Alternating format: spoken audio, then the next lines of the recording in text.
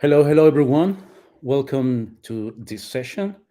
I'm really happy to be here with all of you today. And thank you for the time that you have with separated for us today. We have a really interesting topic coming up. We're going to be talking with the Kompyte team about how to create a competitive intelligence machine to always stay one step ahead of the competition, which is really interesting. And we have prepared demonstration as well. Um, Around the tools, around the software that we have. And let me introduce you to the panels, to the speakers that we have today. With me today, we have Jordan Weiss. He leads the end-to-end marketing organization of AI-driven SaaS-based competitive intelligence automations technology startup, responsible for driving go-to-market strategy, building brand leadership, message positioning creation, and generation demand and revenue across a broad of spectrum of B2B industry segments. Developed new pricing, positioning, and packaging strategy, resulting in new category definition, 100% increase in average revenue per account, and grow in customer retention and expansion opportunity. Jordan, good to have you here. He is right now on main stage. Thank you for having me today. Delighted to be Hello. here with And with we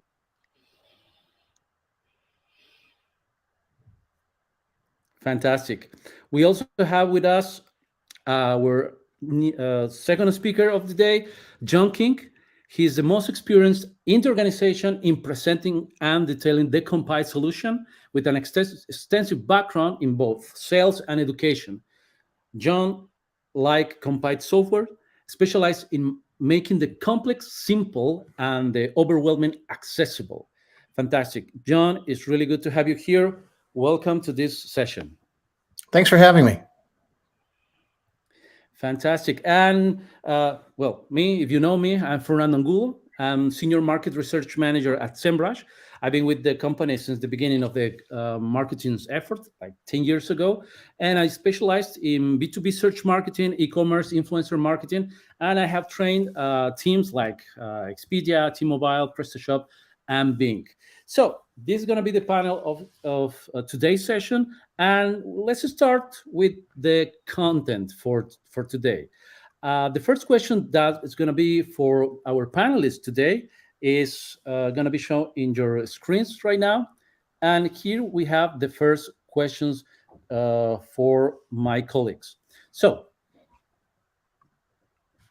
what is competitive and market intel, and how is it applied to businesses and decision making? Let's start with your view. All right, I'll take that one. Thank you, Fernando. Again, happy to be here. Delighted to be with you all this morning, this afternoon, depending on where you're dialing in from. It is a good question. It's a very foundational question to really kind of set the stage on what we're talking about here today. Really, the definition of competitive intel, competitive intelligence, or CI, is what as we call it, is really just the process a company gathers and analyzes information about its industry, the business environment, the competitors that they're facing, the products that their competitors are selling, and really with the goal of directing that to future strategy and future direction of the company. Now, this isn't rocket scientists. This isn't rocket scientists. Everybody understands what gathering intel means. It's really about understanding the market. It's about making better data-driven decisions, and ultimately, it's about how do we increase revenue and market leadership through that data. Now, the way that we look at it is we look at information as the key driver of businesses today. Information is the data, or information is the currency that drives companies today. And we look at really three key pillars of information that a company needs to really drive proactive advantage in their space. Really, the first one is market intel. That's understanding the macro environment, understanding the larger space that you're operating in, the trends, the dynamics, the constraints that really affect how companies across the space do business. Number two is one that everybody knows is the customer. We need to understand our customers from the inside and out to really understand and really address their needs and provide the right solution to those needs. Now, the third one is the most overlooked. Everybody does it, but it's the one that gets the least amount of information, and that's really competitive intel. Now, everybody on this call does some level of competitive intel gathering and analysis, whether it's just looking at your competitors' websites every once in a while, getting a social understanding, seeing what their social posts are and things like that. But what we're talking about on this call and what we are really passionate about is figuring out how to formalize competitive intelligence, how to make sure that you're gathering and analyzing competitive intelligence from a consistent, constant, and useful manner that you can feed decisions across the entire organization, whether it be the sales organization, the marketing organization, the product organization, corporate strategy, customer success. All organizations across your company can benefit from a consistent, real-time information about what your competitors are doing. Whether you can gain information across their entire digital landscape, whether it be websites, social media, job postings, um, product positioning, product messaging that's publicly facing, financial information that's publicly facing. All this information comes in to drive better decisions across the organization. So that's really how we see the importance of competitive intel. It's just as critical as market and customer intel, and it needs to be consistent and real time and useful to the constituents. Fantastic. John, do you want to add something to that? No, thank you. Well, basically, the answer you gave us, Jordan, is basically everything. Competitive intel, market intel is a must that any company needs to have in order to go to the second stage to see what is happening around them, to take decisions, to make decisions. Without intel, without data, they are blind in the market and they cannot go any further. Perfect. And let me Yeah. remind you to all the assistants, to all the users, if you have any questions while we are going with the main topic, please write it on here in our YouTube chat. We are live right now with the topic: create a competitive intelligence machine to always stay one step ahead of the competition. Let's go with the second question. So the second question goes like this. And let me put it on our main screen. And it goes like this. So, how have markets evolved over the last 5-7 years that has identified the need for companies to adopt a formal competitive and market intelligence initiative? Jordan, let's go for it. Now that's an excellent question, and it's a question that a lot of companies are struggling with. That we've found a lot of our customers have been struggling with this. What we have seen is, and it's really no secret, markets have gotten much more crowded, much more dynamic over the last 5 to 7 years. Companies are New companies are coming into the space, into new spaces.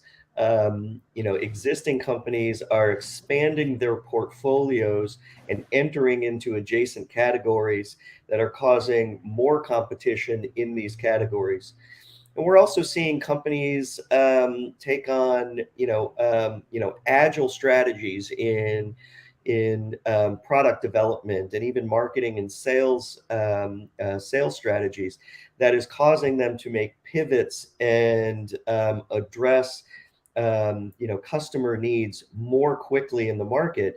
And from a product perspective, we're seeing a lot of companies that are updating products, feature releases, new offerings, new products within their portfolio coming out much more quickly. Companies are putting out product updates on a weekly basis sometimes.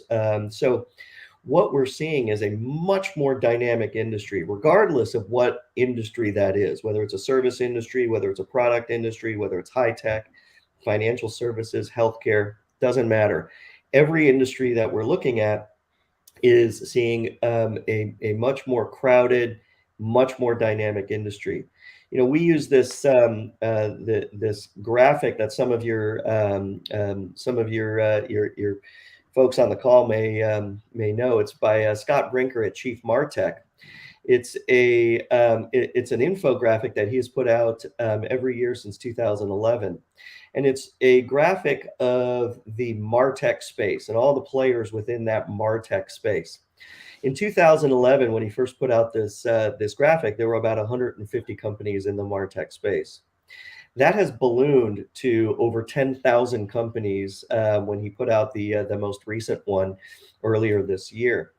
So that's an enormous increase in the size of the market, the number of players in that market. But this isn't unique to just the MarTech space. This is endemic across all industries, as I had mentioned.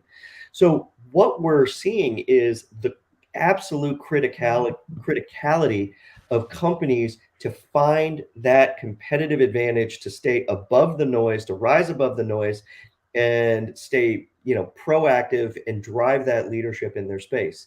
And what we found is the best way to do that is getting the best information, the most timely information, and delivering that actionable information to your go-to-market teams, to your constituent teams, your stakeholder teams in the organization, and that's going to give you the competitive edge to stay ahead of the competition in your market.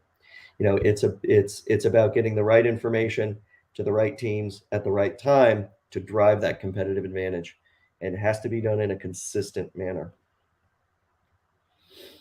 Yeah, and I would add to that. It's in the last 5 to 7 years, one of the biggest changes overall, and Jordan alluded to it, is the amount of companies that would be. Everyone's always wanted to be able to do this, but other than going and doing secret shopping and maybe almost spy level James Bond type stuff, you haven't really had a chance to do that because the data has been living all over the place.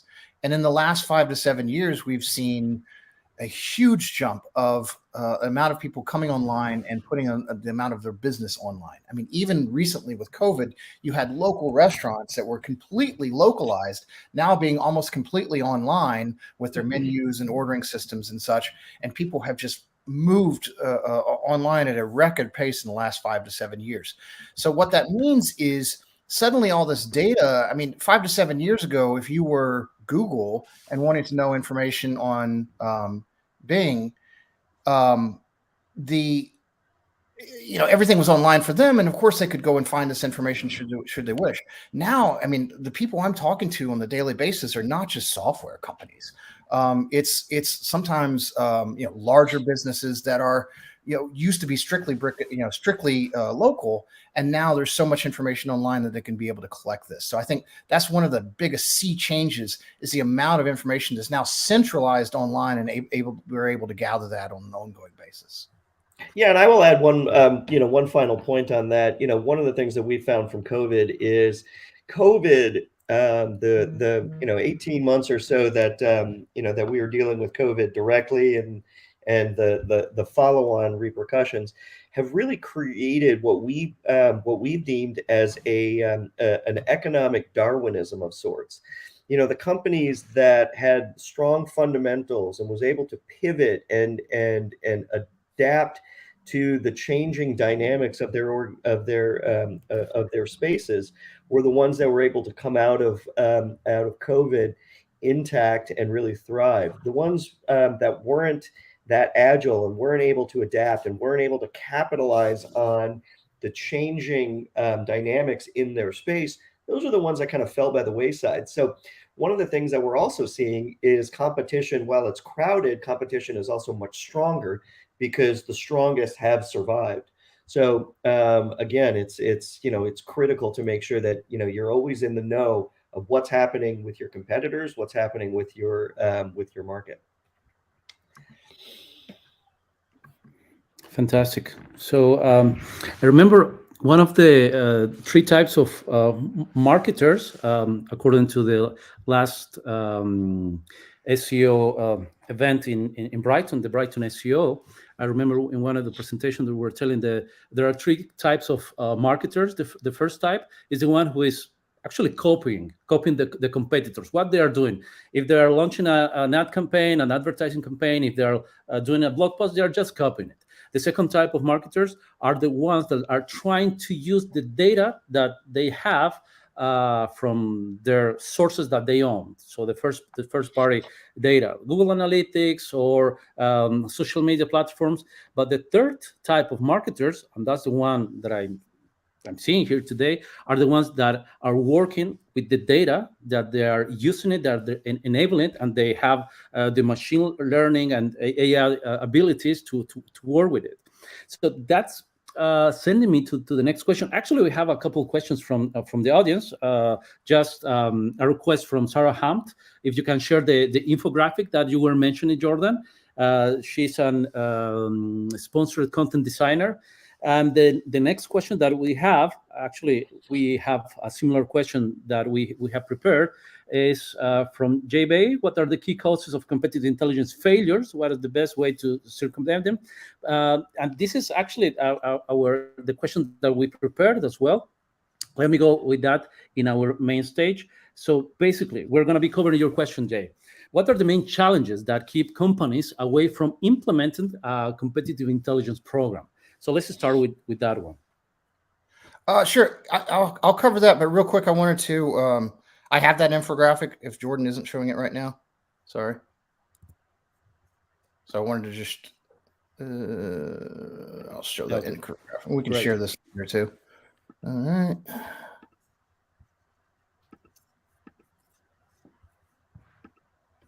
So Jordan, this is the infographic, correct? And am I? That is correct. Yes. Okay. Yeah. So you'll see the absolute explosion in the number of companies in the MarTech space. So Scott Brinker and Chief MarTech has been putting this out consistently on a yearly basis from 2011. So you'll see 150 companies in the space in 2011, and just the absolute explosion to over 10,000 companies in 2022. So if you're in the MarTech space, you're not unique. This is what we've seen from industry to industry. But we feel for you. There's a lot of noise in that industry. So whatever we can do to help you rise above the noise. A lot of competition out there. And when you mentioned that you are not unique, that's so sad to hear. But that's competition, right? That's the market. Right. Yeah, it's very easy to start a business. The question is, can you sustain it? What's the differentiation? What are you doing differently than your competition? That's really what's important. Is that's how a company thrives, is that they're solving an issue that their competitors can't solve. So understanding what their competitors are doing is vitally important. Okay, and then coming back to the question. Yes, go ahead. No, Fernando, you go. Oh well, I wanted to go to the question because what Jay was asking us is what are the causes of competitive intelligence failures, and what's the best way to circumvent them. And what Jordan was mentioning is that applying into the company's culture a competitive intelligence role is kind of the last, 5 years or 6 years, 7 years challenge for most of the companies. Right now, I remember also another research that the Product Marketing Alliance have held in the last year. They were telling us that most of the companies, 95% of the companies, they have a role for competitive intelligence, but only 40% are using them with some kind of ROI. So the ROI is not there yet, but they know that it's useful, but it's not that useful, or they cannot prove that it's useful. That's jumping to this question: what are the main challenges that keep companies away from implementing a CI program? Let's start with it. Oh, sure. That's one of the first things is unclear ownership, I would say. So who's supposed to do this? And a lot of times it's like, well, it's a little bit of them and a little bit of this, and it's a little bit of sales enablement, and we need marketing on this side, and the digital marketing team needs to help here. So it becomes everybody's job, and if it's everybody's job, it's nobody's job. So it's very, very kind of nebulous ownership, and part of the reason why you have unclear ownership is because, yes, it touches a lot of areas of the company, and it's extremely time consuming. To do competitive intelligence, the grunt work just to go and find some of the information is a time suck. And if you're talking about a product marketer, I don't think I'm blowing anybody away with this, but most product marketers are not making $30,000 a year, right? They're probably in the six-figure range, and to have someone in six figures spending half of their week going and looking at web pages to see if there's been a change is obviously not positive ROI. So it's a time-consuming, resource-consuming thing to do, to just go and collect the information. And even once you've collected this information, let's say I come up with a tool to collect all this stuff automatically for you. It is what favors have I done you if I just dump, 17,000 instances of changes to your competitor's website? Now somebody's got to go through this thing.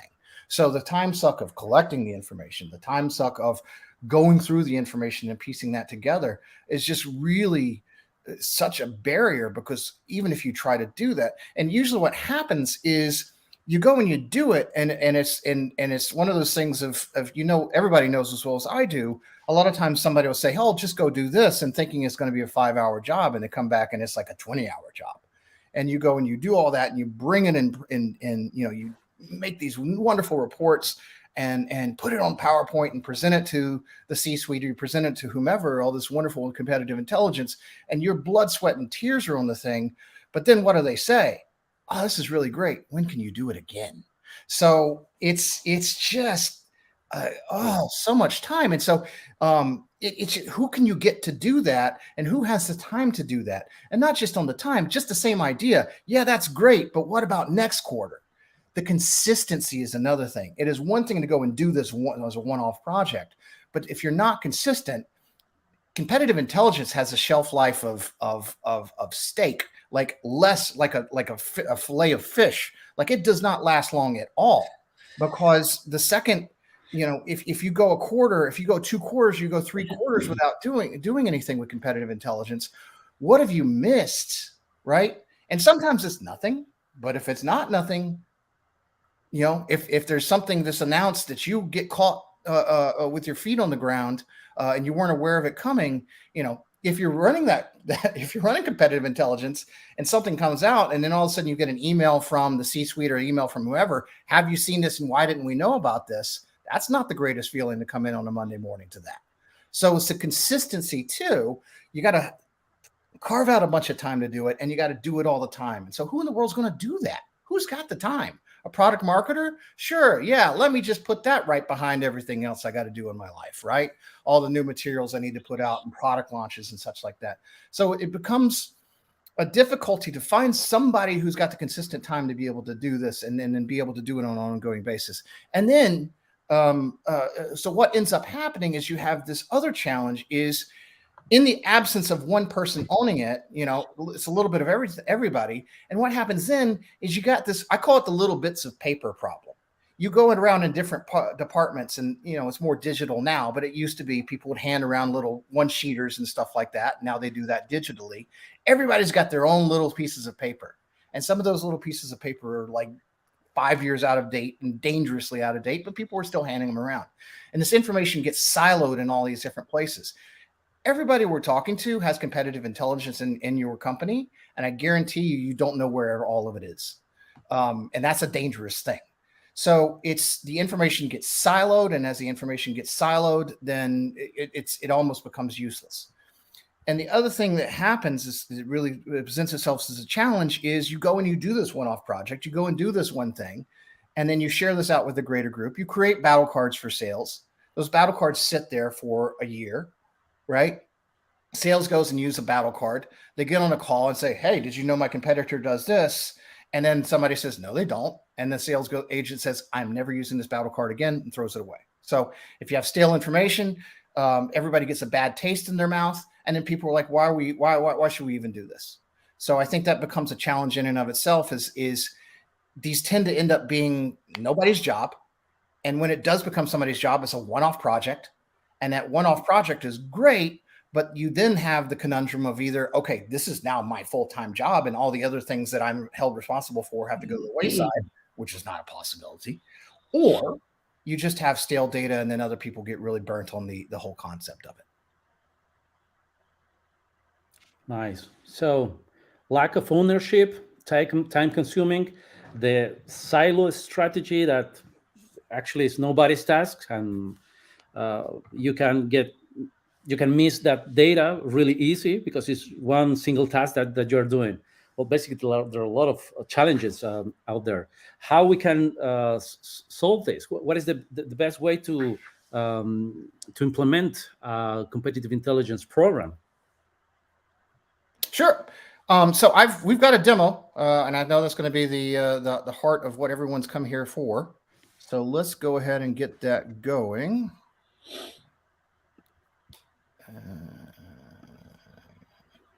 Let's see if we can do this. Yes, cute. All right, everyone can see my screen. You should see Freshworks, HubSpot, NetSuite, etc. We're good? Yes, so good. Perfect. Okay, so we are going to show what the Kompyte product looks like and how we are solving for those challenges I just mentioned. This is our demo environment, by the way. I am not trying to sell you a CRM. In our demo environment, we all now work for Zoho. Congratulations. You are now a Zoho employee. And our competitors are companies like HubSpot, NetSuite, Salesforce, etc. So we already talked about siloed information and information living in a lot of different places, and how do we go and collect that information. So we have our way of solving for that problem is, as far as the collection of information, we're going out on a consistent basis and using machine learning and AI.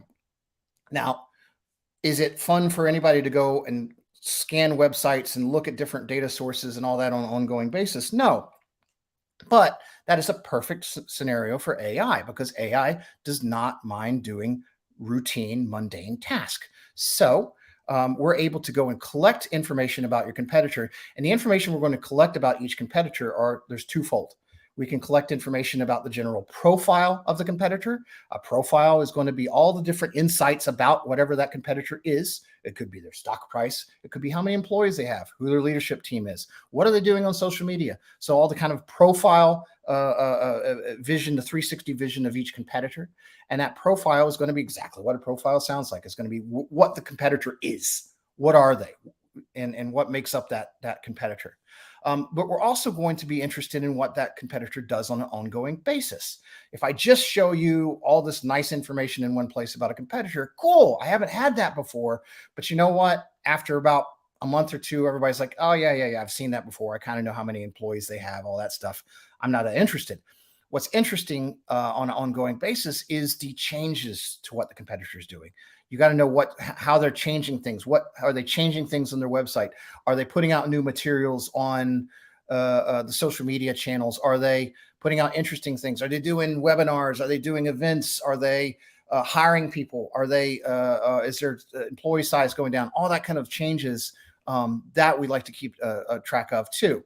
And then finally, we like to keep track of. You want to keep track of all these nice little siloed pieces of information. How can I gather that in and put it in one place? Okay. And then once I've done that, this next challenge is going to be, how do I get that out to everybody else? So if I'm the person charged with competitive intelligence, how do I get everything in one place? And then how do I rearrange that and get that out to other parties? So the first thing I want to show you is that profile view. Remember, the profile view is kind of a 360 view of each competitor. In this case, my competitor is HubSpot. I have this information on Salesforce and everyone else, but I just like to use HubSpot. It's just a matter of habit. But I've got a nice company overview here. So I've got all these different elements, who their client list is, how many employees they have, how do those employees feel about them, who's their leadership team, third-party product reviews, including the app stores, if that's applicable, and some different third-party reviews. This is something, by the way, we're adding to all the time. And then, what are some of the solutions they offer? What are some of the, where are their locations? What's some of their financial info? So just a nice general overview about each competitor. Now, the great thing about this is you see these nice little robot faces here. This is something that we're gathering automatically about each competitor. Once we know who the competitor is, we can go to their webpage, we can go to the different data sources that we're scraping for this information, and you can see what we're doing. LinkedIn, Google Finance, Crunchbase, all these different sources. We're pulling in all this information in one place and then presenting this to you. So we've got deeper dives into financials, should you like. We've got all their case studies and webinars and testimonials and resources all pulled automatically. What are they doing in social media? So how does that stack up with what you're doing? How much engagement are they getting? How much materials are they putting? Which posts are really popular for them? And that could be true on Twitter, Facebook, LinkedIn, Instagram, and YouTube, and even their own blog, RSS feed. Some search marketing. Now we're part of Semrush. This isn't the thrust of what our product is. By no means would you ever say, oh, I'm done with Semrush, I'm going to use the Kompyte product instead. But this does give you a nice 360 view of what your competitors are doing in the ads space and SERPs/SEO. On the product side, so what's a general overview? How do the on G2 for this particular product? What's their highest rated features? What's their lowest rated features? What's the summary of features? And then some people information. How do their employees feel about them? What do those reviews look like? And what kind of hiring are they doing? So this is, again, nice 360 view about each competitor. This is nice. Everything's in one place. But what I'm able to do with this information is, you notice everything's in a nice little rectangle or square. And the reason why is these individual little elements, some people call them tiles, some people call them widgets, but each one of these is something that you can add to a report, to a battle card, or any other materials that you want to send out to the greater group. So this is your view as someone who's putting together competitive intelligence, and then you can reorganize that and send that out to the greater group. As profile information, like I said, is very interesting, but once I've looked at the company overview a couple of times, I kind of got the gist of what HubSpot's all about. So what do I do to collect information on an ongoing basis about changes to my competitors? Well, I can also get that information here in what we call our collect feed. And our collect feed is a little bit of everything. So we've got changes to the web pages, our competitors' web pages. We've got inbound information. So all the materials they're putting out on social media, and an RSS blog feed, listening alerts. So we can actually create keywords or listen to for specific companies or specific core phrases or ideas on Google News and Twitter, and pull that information in as well. It doesn't just have to be specifically about my competitor. It can be some marketing related language as well, market related language as well. Reviews, company reviews on Glassdoor and Indeed, product reviews on these, mobile reviews here. So we can look at all the reviews. We can break them down even by star rating. Job postings, app store updates, press releases, and team-generated insights. Team-generated insights means that your field agents and other people in your company can actually send in insights, and they will come in right here. Hey, have you seen this? Hey, take a look at this file I just found. All that kind of information. Again, rather than having it siloed everywhere, they can freely send it in to you, and it can all live here in one place. So you've got a wonderful news feed of all the changes happening to all your competitors over time. And that's a lot of intel. And that's a problem as well, because now you've got so much intel. How in the world do you go through all this? I'm scrolling through. I'm just on November 2nd yesterday, and I'm going to be on November 2nd for a long time, because there's a lot of intel in here. And if I just dump this onto somebody, I haven't done them a lot of favors, because now they've got to go through and pick out the gold from the rocks. So what we're actually able to do is, again, bring in AI and machine learning, who likes repetitive, boring tasks, to go in and automatically assign taxonomy. So we can see what kind of insight this is coming in real time. So this is a social post.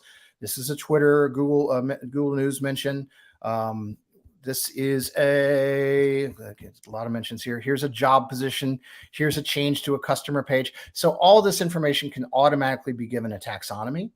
And what's more is we're actually looking at the content of this information, and AI machine learning again will come into play, and we can actually pull in information or look at the content of the information and make a decision based on certain keywords and phrases and ideas and where they show up, and say, okay, well, this is having to do with something about partners and tag it as such, or this is having something to do with corporate and then product news. So it's got some product news in here and partner information here, but we're actually able to have, this is about integrations. And sure enough, this is a post about specific integrations and product news. So we're actually able to pull in this information and scan it for the content and assign tags accordingly. So what that means we can do now is, rather than look at a waterfall of information that'll take you forever to get through, you can then look at the tags, and we have some basic tags that you would be assigned with, and then you can even create your own tags around the core concepts and ideas that are important to you and your audiences. And you can go in here and say, well, I want to just look at, well, what kind of events are my competitors going to and getting involved with? And so I can look, and this is just content having to do with events. And then, okay, well, I don't really care about job postings, because whatever. I don't care about job postings here. I don't care about this. I don't care about team generated insights or third-party reviews. I just want to see what kind of events are going to. And now I have this reduced noise news filter that's just showing me information about events. And so I can go and see, okay, well, Salesforce tour New York City. How many events are these guys going to? How much materials are they putting out about events? Well, I can then go and save filters, save this filter, and then I have just an event filter that I can look at and see what kind of events your competitors are going to. You can create filters around any type of concept you want to. And this is where this gets really powerful really quickly. So I can go and I can say, hey, I just want to look at my competitors' pricing pages. I now know not everyone has a pricing page. I get it. But let's just say I want to look at my pricing and package offerings that my competitors are putting out there. What changes are they making to those pages specifically? Well, here I've got a noise reduction of just a news feed about changes to my competitors' pricing. Cool. What is this? Let's go take a look. So HubSpot for Marketing Hub. And I know someone's sitting on the call like, yes, I saw that this price just went up. I'm not happy about it. But this went from $27 to $45 on June 7th from June 8th. We saw that change on page. Anything you see here in red has been deleted. And then we'll show you anything that has been added on the new page in green. Now, don't adjust your monitors. There's no green on this page. This is gray. The reason why it's gray is we can actually even detect if there's an A/B test going on. So you can see changes to this page, what kind of changes are going on. We can even see if we detect if there's possibly an A/B test. No one can say for certain that an A/B test is going on. We have a pretty good clue that it is. And then what's more is I can look at this change on page, and I can go back and see all the times this page has been changed previously. So all these different times they were updating the page. And then you can even see there's certain months, March 2021, they could never figure out what price they wanted to offer for this product. But you can go and see all the changes that have happened. Even more, and I use this kind of as a whiz-bang feature, I can go back and say on April 7th, 2020, what did that page look like? Well, it looks like this right here. Well, this is annoying. Give me a second. Let me remove the pop-up. There we go. So at that time, they were looking at $50 a month. It went down apparently to $27, and now it's back up to $45. This is jumping all over with this price. But we've gone very deep into the weeds here. Let's not lose sight of how I found this. I was able to find the specific information because I reduced all the noise of all the information I'm pulling in about my competitors, and I'm able to look at just pricing changes so I can find these pricing page changes very easily. It doesn't just have to be pricing changes. It could be information on any particular thing that we're tracking. How many five-star, what are all the five-star Glassdoor reviews my competitors have? What are all the one-star Glassdoor reviews? What is it saying? What is that information saying? Let me see some product news on here. What kind of promotions are my competitors running? Whatever you want to find, you can create a filter for, and there you have it. Now, I talked earlier about sharing this information. This is all great if you're sitting here looking at this and saying, this is wonderful. Now, how do I get this to the people who need to know about this? Well, what we have the ability to do are build out various reports we tend to use for non-field teams, so non-customer facing teams, internal teams like product, finance, strategy, marketing, etc. So I can go and create reports, or I can create battle cards specifically for sales, and sometimes customer success, sometimes marketing, but generally for sales. But I can go and create reports and battle cards for these different groups. I can create as many reports as I want to, as many battle cards. Everything's the same price in our system. But if I'm going and creating a report, you don't have to work from nothing. We have some wonderful templates already ready to go, so you can create a report within seconds, literally seconds, on this information. We even have some analytics on the usage of our platform. We talked earlier about proving ROI. We put a lot of effort into here and being able to prove ROI into the competitive intelligence program. So even once you started up this program, you can start to prove ROI to the greater organization, which that comes into that's very important in the maturity of the department.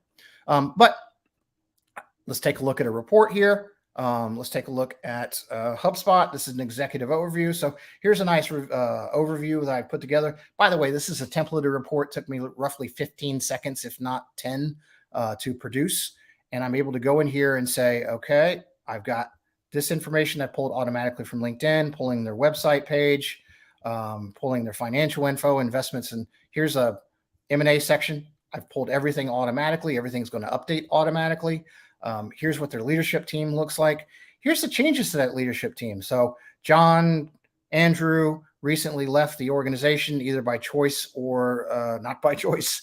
And you can see those changes. And recently, for example, Christian joined the company, and Chris joined the company as well. So you can see the changes to the leadership page. You can see the number of employees, how those employees feel about them. So a lot of the elements we saw earlier, I was able to add to this nice little report. Their customer list, so their go-to-market strategy. Here's all the solutions. Here's who the clients are. Here's the webinars, automatically pulled in and ready to go. Pricing if it's publicly available. What are they doing on social? Here's that curated newsfeed. Remember, I had a filter just for product news. Well, I could add that filtered information right here to a existing report. I can add those changes to the pricing right here. And so you can now report this out to the greater organization. And you can also download these as PDFs. You can share these out via Slack, via Teams, embed them into an internal wiki that you have. You can embed these into Salesforce, HubSpot, one of the multiple CRMs that we have integrations with, Guru, HubSpot, HighPoint, and all the other tools that are out there to help share information out to the greater organization. You can schedule these to go out in an email.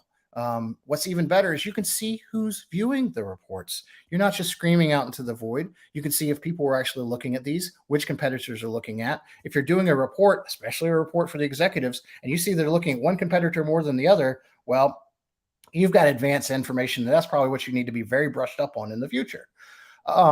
You can control who has access to each report. So you can build multiple iterations of the same report, but present different versions for each group. You don't have to spend that much time building it out. So you can have multiple iterations and then decide who sees what, when, and how, where, and how. In that way, you can have as many different reports as you like, and then have different reports for different audiences. We've got a little bit of everything in here. We've got hiring trends, product news, Google ad activity, social content trends, all these reports. Most of these were created from templates. You can also create some from scratch. We're constantly adding new templates as we go along. For battle cards, specifically for sales, you can have, again, multiple iterations of the same battle card, but just different types of versions. This one's more easily printable and you can download it as a PDF. It looks a little bit better. This one's a competitor battle card. I'm able to come in here and say, okay, well, I've got all these materials. Again, all these different widgets showing up here. You arrange them as you see fit. Again, we have templates ready to go, but you have all this information coming in, ready to go for your sales teams, for example. And then again, we can embed these battle cards into Salesforce. We can embed them in the HubSpot, embed them in Dynamics and all these different CRMs to where sales already lives. So you have these templates. And the nice thing about these templates too is whenever you build out a template and you're tracking different competitors, adding an additional competitor to that battle card is extremely easy, because you're all pulling information from a centralized location. So all of this is going to automatically populate when you add another competitor that you're tracking. Build one template, add as many competitors as you want, and then you can make multiple versions of the same template for different audiences. Flexibility is key here. There's plenty of information I've got in here within our platform. I will say, I mean, what we're at, like 15 minutes right now. We have had to show every single feature set of Kompyte to investors before. That took 11 and a half hours. There's no way we're covering everything in this call, but there's a ton of tooling. The thrust of the matter is, though, the tooling that we're putting together is to centralize all this information in one place, give a storage area to even, and we do have that as well. Didn't really get to show that, but we have an ability to store files and videos, and you can make battle cards and reports very visual, adding photos in here, adding HTML, all this lovely stuff. And you can centralize all this information and also share this out on a reported battle card as well. So the information you're putting together, you can also share. It's not just the information we're pulling together. By pulling in the information, the profile information, what the company is all about, by pulling in the changes that are going on about that competitor, and then pulling in all the various bits of data that you and your company have put together, you're able to mix that together and very quickly, very easily, on a consistent basis, create powerful reports and powerful battle cards for the greater group, and also measure the impact there within. And I'm sure there's going to be additional questions, but that's a very quick 10-cent tour of the platform. Again, 11 and a half hours to show you every single feature set. The whole thrust of it is very flexible. You'll find something in here to meet your needs in order to create those reports and battle cards and alerts for the greater group.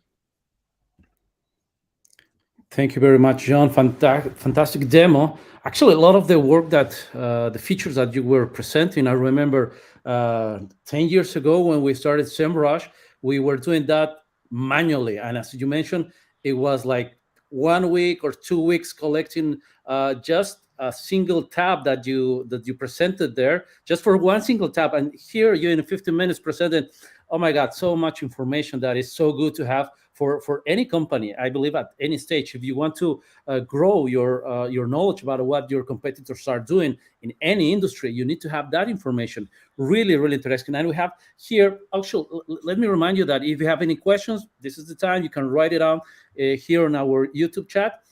Actually, I have a great question here. Let me jump to it. It's very interesting. I'm considering Semrush, and apparently I need to consider Kompyte as well. Yeah, definitely.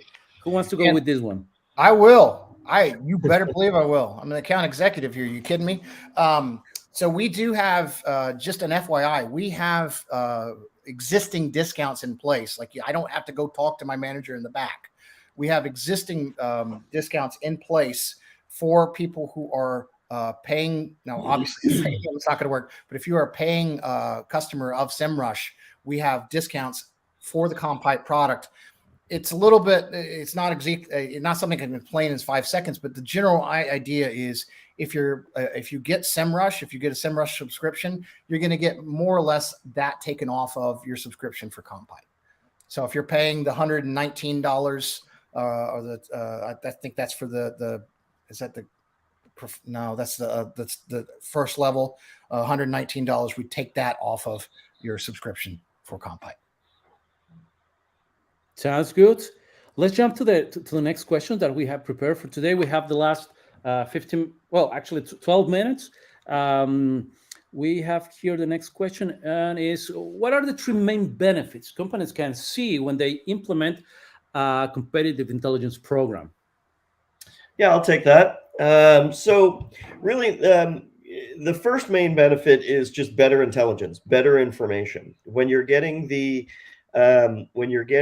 information delivered to teams consistently and in a timely fashion, you're just going to get better information. And as John showed in the system, we've also be the more you can filter out that irrelevant information and only provide the strategically relevant information based on certain criteria, that's going to provide you better intelligence. And having an AI and machine learning system do that for you is going to take out the manual labor, and B, the potential of missing information that is relevant, or having incomplete information come through. So really, it's about superior intel. Better information is going to help you do your job better.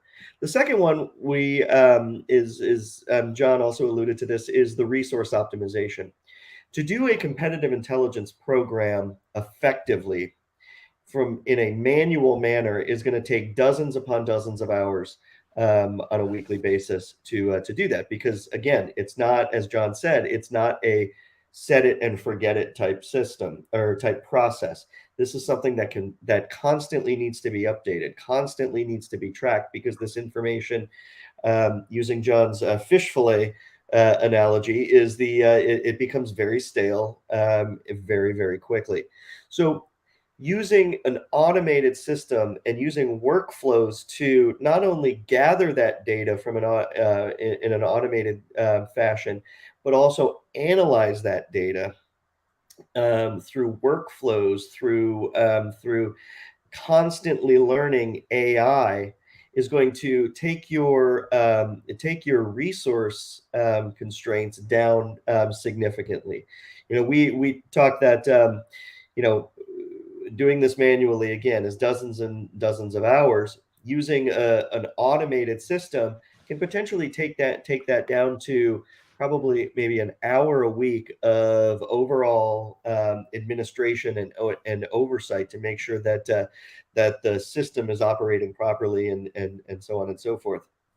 And not only is the one thing I don't want to neglect is it's the collection, the analysis, but it's also the delivery. It's the delivery is the key element of it. The information's great, but how do we deliver it?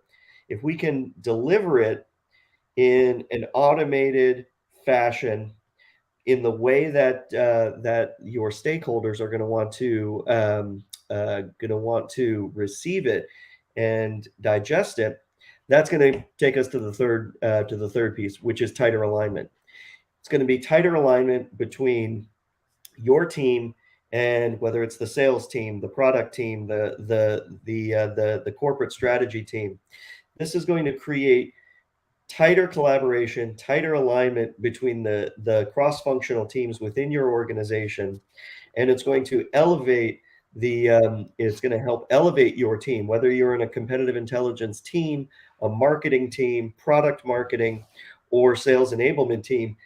Providing them with this key information, this key intel, this actionable intel, is going to elevate the credibility of your team and create a better working environment between the two organizations. So it's always good to look like the smartest kid in the room, and with the right intel, you can look like that. So I would say superior intelligence, resource optimization, and tighter alignment are the three main benefits that we see our customers enjoying when they implement a formal CI program. Fantastic. Those are the three key elements for implementing. Actually, those are really great key elements for any organization. I have here an internal question that Jupiter Peterson sent me through my LinkedIn. Actually, you if you have any questions, just type it here in our chat. He's asking me about how can I contact John. John, if you can left your email or something, I can pass it right away. But if you want to add it to the chat, that will be great. Let's go with a couple of questions more. We have around eight minutes, so let's go with the next question. all this information that we have, because there's a lot of information, how do you translate data into intelligence? That's the question. Yeah, it's a great question. This is something that we spend a lot of time on, and educating our customers on. One of the worst things that could happen is, whether you call it paralysis by analysis, or garbage data that's not providing any value to the organization. But one of the things that we educate our customers in is data is not the story. Okay, data helps craft the story. So we spend a lot of time talking about how that data is applied to enablement, how we translate that to enabling materials and enabling intel that can then feed multiple organizations, whether it's the sales organization to help them go out and sell, whether it's the product organization to help them identify product trends and features that they need to put on the roadmap to move forward, or from a corporate strategy, so where you can see, based on data inputs, where are we seeing trends in the market that we need to do a strategic shift as an organization to leverage that, capitalize on that opportunity, and really drive market leadership. So it's the data is helping feed the story. We never want to just regurgitate data points out to our constituents, because it's not going to be useful for them. It's all about the right insights at the right time to the right people in the way that they want to see it. And John did a fantastic job of showing this. The enablement pieces within the platform itself is, the reports, the alerts, the battle cards that are updated on a regular basis in real time. Those are the materials that that data feeds, that the stakeholder groups can then use for important information. If it's the marketing organization, using that data to develop the right kill shots, the right messaging points, the right value prop points to drive that, to drive the narrative for your customer base. So it's really about using the data to feed the story. Fantastic. Thank you very much. All the data that John was showing us, yes, it's brilliant. And converting that into intelligence is, well, the needs of every department, the goal of every department needs to be aligned with the 360 view of the company, and where do they want to move next. Brilliant. I added John's email here in the chat, so you can. Oh yes, Joe Peterson is saying thank you. We have couple of minutes for the final question here, and if you can see it in our main screen, what are some tips to gain buy-in across your organization for a CA program? So how do we convince our board of directors to apply for to have a CA program? Sure. So the way to get buy-in across your organization for a CI program, in the beginning, it's really going to be about proving ROI, because especially there's not going to be, the buy-in is going to come from a budgetary standpoint generally in the beginning, and it's just really proving ROI. We have some manners of putting that together and putting some things about putting together about ROI. I will tell you honestly, we see generally within sales teams a 10 to 40%. 40% is going to be the high range. The one that Jordan's going to use, I'm going to say more 10%, right? I'm going to use a lower range to be a little bit more pessimistic, but somewhere in there, we see an increase in number of conversions against competitors after putting a program in place, putting our program in place. So, do the math from there. What's your deal size? How many deals are you losing right now? If you got 10 to 40% more of those, how much more money will you be making? Is that 10x of what you're paying for Kompyte? If it is, it's not going to be easy, but it's going to be simple to push that forward. Once you have that in place to get buy-in from the whole organization, the the first thing is make the intel easy to access and put it where people already live. They don't need another login. They don't want to say, hey, go to this Google Drive and go to this document and go this and have to put breadcrumbs down to find the thing. Put it where they already live. And so that's one of the things we've really stressed is putting integrations in place where the sales team already lives, where the product team already lives, putting it there where they're already going to. And give them multiple ways to access the data. Don't just give one way and then expect everyone to be able to get to that or feel like using that. Everybody approaches things differently. Give multiple ways of bringing that in. And then the last thing is have both short-term and long-term feedback loops. Don't just show reporting at the end of the quarter. Have some other things you can show on an ongoing basis, daily, weekly, and whatever. I'm sorry, I know we're out of time, so I cut things short a little bit. Fantastic. Yes. Any last input, Jordan? No. I think I think we provided a lot of information, and we'll be happy to follow up with any interested parties on a one-to-one basis, and we can dive deeper into the platform and the value that we can provide. So, want to thank everybody for tuning in, and I'm glad we could be a part today. Thank you, John. Thank you, Jordan. So if you want to check the platform, you go to kompyte.com. You have the contact of John at kompyte.com here, his email, for any connections. Thank you very much for this time. We are out of time, and respecting your timing and everything, this is going to be recorded here and stay here in YouTube. Thank you very much all for assisting, and have a great day, evening, wherever you are. Thank you very much. Thank Bye-bye. you. Thank you.